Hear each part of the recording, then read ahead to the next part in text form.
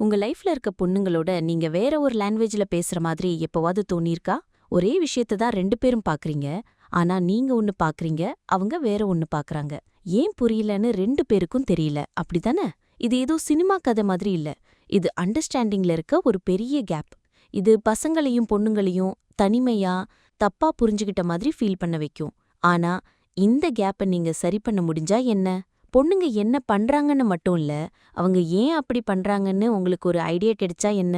இன்னைக்கு நம்ம ஒரு முக்கியமான விஷயத்த பத்தி பேசப் போறோம். பொண்ணுங்க எப்படி அவங்க எமோஷன்ஸ ஹேண்டில் பண்றாங்க, எப்படி கம்யூனிகேட் பண்றாங்க, அப்புறம் எப்படி அவங்க ரிலேஷன்ஷிப்ஸ உருவாக்குறாங்கன்னு தெரிஞ்சுக்க போறோம்.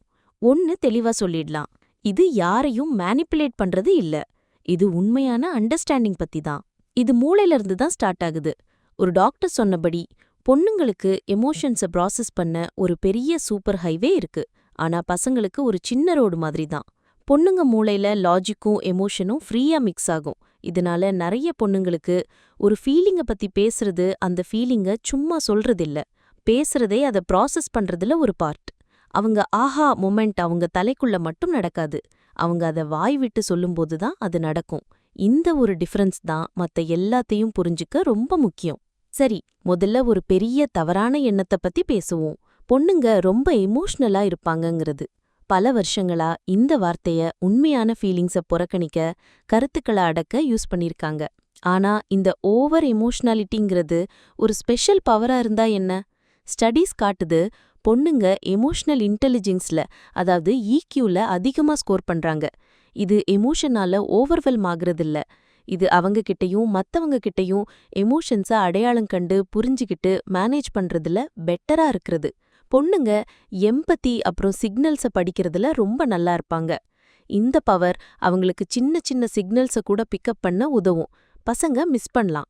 சோ ஒரு பொண்ணு ஒரு சின்ன விஷயத்துக்கு பெரிய ரியாக்ஷன் கொடுக்கற மாதிரி தெரிஞ்சா, அவ அந்த ஒரு விஷயத்துக்கு மட்டும் ரியாக்ட் பண்ணல. அவ சுத்தி இருக்கிற எல்லா எமோஷனல் விஷயங்களையும் ப்ராசஸ் பண்றா.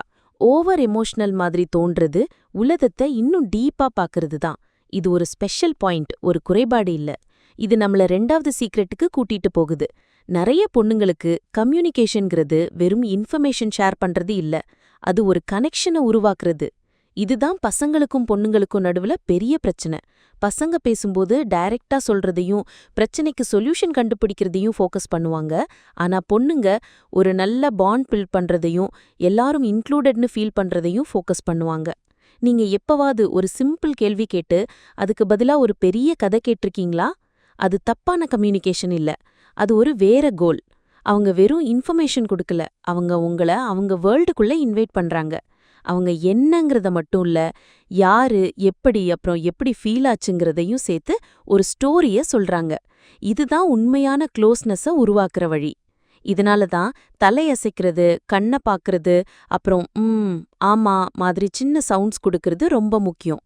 அந்த சிக்னல்ஸ் கிடைக்காதப்போ அது சும்மா கவனக்குறைவா இருக்கிறத விட அதிகமா ஃபீல் ஆகும். ஒரு முக்கியமான கால்ல சிக்னல் கட்டான மாதிரி ஃபீல் ஆகலாம், எம்பத்தி இல்லாம இருக்கிற மாதிரி ஃபீல் ஆகலாம். சோ பொண்ணுங்க அதிகம் பேசுறாங்கங்கிற பழைய ஐடியா தப்பு.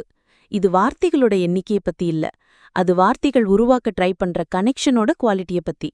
3வது சீக்ரெட் என்னன்னா, பொண்ணுங்க அவங்க சோஷியல் வேர்ல்ட எப்படி அமைச்சுக்கிறாங்கங்கிறது. யோசிச்சு பாருங்க, பசங்க குரூப்ஸ் பெருசா இருக்கும், ஒரு ஆக்டிவிட்டியை சுத்தி இருக்கும், அப்புறம் ஒரு கிளியர் ஹைரார்கி இருக்கும். ஆனா பொண்ணுங்க சின்ன க்ளோஸ் ஃப்ரெண்ட்ஸோட குரூப்ஸ்ல இருப்பாங்க. இது சும்மா ஒரு கோயின்சிடன்ஸ் இல்ல, இது டீப் சப்போர்ட்டிவ் ரிலேஷன்ஷிப்ஸ்க்கான ஒரு முக்கியமான விஷயத்த காட்டுது.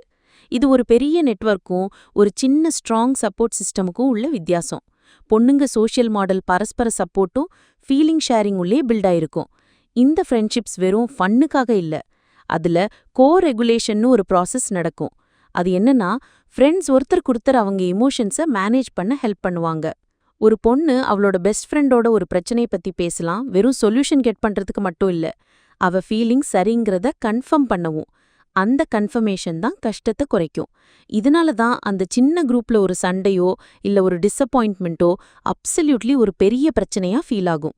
அது ஒரு சின்ன வாக்குவாதம் இல்ல, அது அவங்க சப்போர்ட் சிஸ்டம்க்கு ஒரு த்ரெட். ஒரு பையனுக்கு அவங்க ஃப்ரெண்ட்ஸ்ல ஒருத்தரோட பெரிய சண்டை இருக்கலாம், அது அவங்க சோஷியல் லைஃபை டிஸ்டர்ப் பண்ணாது.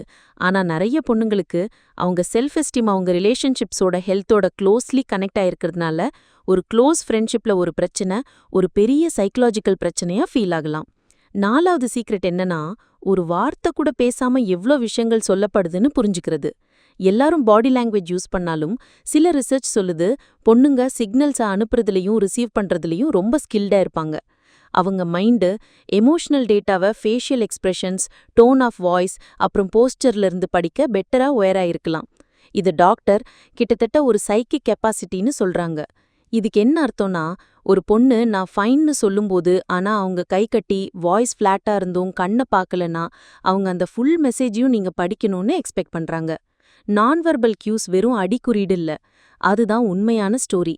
அவங்க மைண்ட்ல நான் ஃபைன்கிற வார்த்தைகள் சும்மா ஒரு சோஷியல் கர்ட்டசி தான், ஆனா பாடி லாங்குவேஜ் தான் உண்மையான விஷயம்.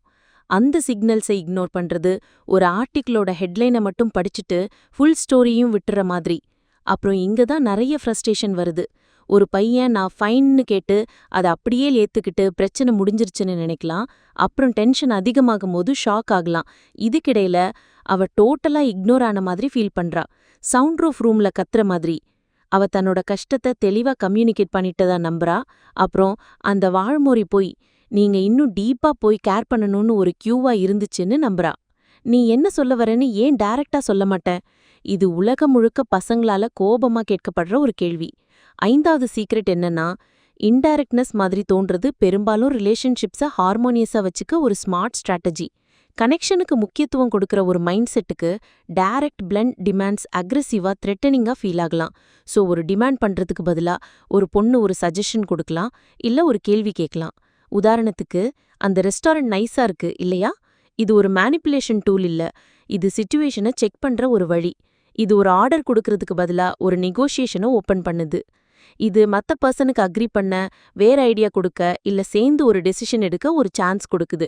ஸோ யாருமே வின்னரோ லூசரோ ஆக வேண்டியதில்ல. இது பர்டிகுலர்லி ஆர்குமெண்ட்ஸ் போது ட்ரூ. ஒரு ஃபேக்ட்ஸ்ல மட்டும் ஃபோக்கஸ் பண்றதுக்கு பதிலா அவ சம்பந்தப்பட்ட ஃபீலிங்ஸ்ல ஃபோக்கஸ் பண்ணலாம். ஒரு ஆண் சரி செஞ்சிடலான்னு அவசரம் காட்டுறது ரொம்பவே டிஸ்மிசிவா ஃபீல் ஆகலாம். அவன் பிரச்சனைக்கு ஒரு சொல்யூஷன் கண்டுபிடிக்க ட்ரை பண்ற மாதிரி இருக்கலாம். ஆனா அவளை பொறுத்தவரை ஃபீலிங் தான் பிரச்சனையில ஒரு பார்ட். நீங்க எமோஷனை ஃபர்ஸ்ட் வேலிடேட் பண்ணணும், அப்புறம் ஒரு சொல்யூஷன் கண்டுபிடிக்கலாம். ஸோ பசங்களுக்கும் பொண்ணுங்களுக்கும் நடுவுல இருக்க அண்டர்ஸ்டாண்டிங்ல இருக்கிற கேப் ஒரு பெரிய காப் மாதிரி இல்ல, அதுக்கு ஒரு பெட்டர் மேப் தேவை. அதிக எமோஷனல் இல்ல இன்டைரக்டான பொண்ணுங்க பத்தின பழைய ஐடியாஸ் சில சூப்பர் சைக்கலாஜிக்கல் ஸ்ட்ரிங்ஸோட டிஸ்டார்டட் ரிஃப்ளெக்ஷன்ஸ் தான். நம்ம அதிக எமோஷனல்னு சொல்றது பெரும்பாலும் ஹை லெவல் எமோஷனல் இன்டெலிஜென்ஸ், அப்புறம் எம்பத்திக்கு ஒரு பெரிய கெப்பாசிட்டி. அலைஞ்சு திரிஞ்சு போற மாதிரி தோன்ற அந்த கம்யூனிகேஷன் ஸ்டைல் ஆக்சுவலா உண்மையான கனெக்ஷனை பில்ட் பண்றதுக்கு ஒரு பவர்ஃபுல் டூல். அப்புறம் அந்த இன்டைரக்ட்னஸ் பெரும்பாலும் ரிலேஷன்ஷிப்ஸை ஹார்மோனியஸா நேவிகேட் பண்ற ஒரு ஸ்மார்ட் வே. இந்த சீக்ரெட்ஸை புரிஞ்சுக்கிறது பொண்ணுங்களை டீல் பண்ற ட்ரிக்ஸை கத்துக்கிறது இல்ல, இது உலகத்தை பார்க்குற ஒரு டிஃப்ரெண்ட் ஆனா ஈக்குவலி வேலிட் வேயை ட்ரூலி அப்ரிஷியேட் பண்றது தான்.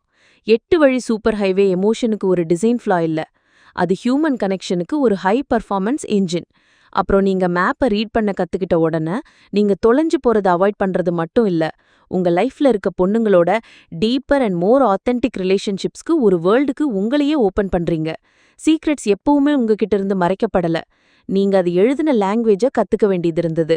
இதுல உங்களை ரொம்ப சர்ப்ரைஸ் பண்ண பார்ட் எது? இப்ப நீங்க ஒரு ஸ்டீரியோ டைப்பை டோட்டலா நியூ லைட்ல பாக்குறீங்களா? கீழ இருக்க கமெண்ட்ஸ்ல எங்களுக்கு தெரியப்படுத்துங்க. உங்க ஸ்டோரி வேற ஒருத்தருக்கு தேவையான ஆஹா மொமெண்டா இருக்கலாம். அப்புறம் நம்ம எல்லாரும் எப்படி டிக் ஆகுறோங்கிற ஃபேசினேட்டிங் வேஸை தொடர்ந்து அண்டர்ஸ்டாண்ட் பண்ணணும்னா நீங்க சப்ஸ்கிரைப் பண்ணி நோட்டிஃபிகேஷன் பெல்லை ஹிட் பண்ண மறந்துடாதீங்க. ஸோ நெக்ஸ்ட் என்னன்னு நீங்க மிஸ் பண்ண மாட்டீங்க.